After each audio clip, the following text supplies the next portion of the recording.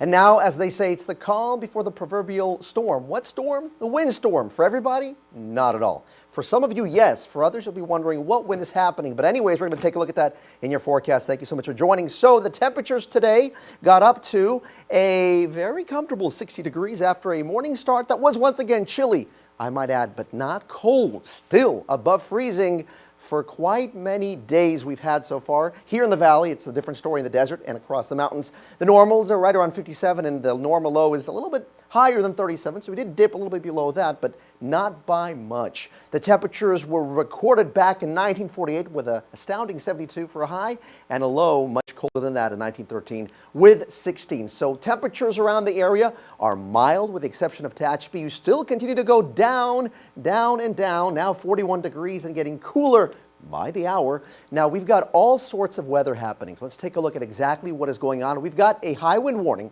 for our friends watching us from the Kern County desert starting tonight at 10 going until 7 a.m. in the morning. On Wednesday would not be out of the question to have that expanded even beyond that, but for now we're taking it one day at a time. The north winds will be strong, gusts even stronger.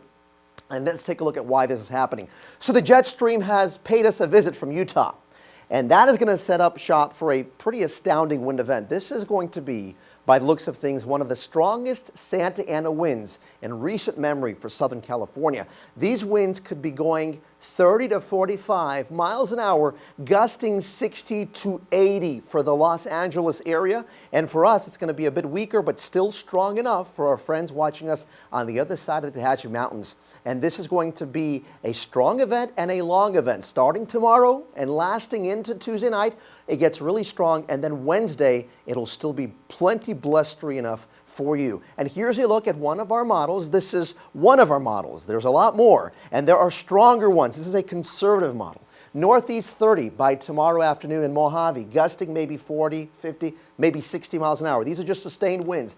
As they channel through the 14 and the 5, they get even stronger. Overnight tomorrow night, they pick up 40 sustained at the beach, possibly gusting to 80 over there. We're going to be talking about potential travel disruptions that could lead to semis blowing over. So you don't want to be driving across the 5 or the Cajon or the 14 or the 58 when this really starts tomorrow morning. And you're going to have to pay attention to your forecast as this goes into the afternoon hours. Speaking of that forecast, here's that South Valley 7-day. We're going to keep watching this all night tonight as more data becomes available for you. And the winds are non-existent for us. There could be a breeze, but right now it's the quietest part of our area. Because when you go up to the mountains, it's a different story. Fire danger will be high, the humidity will be low, and the winds will be gusty for our friends watching us from Tehachapi up to Frazier Park.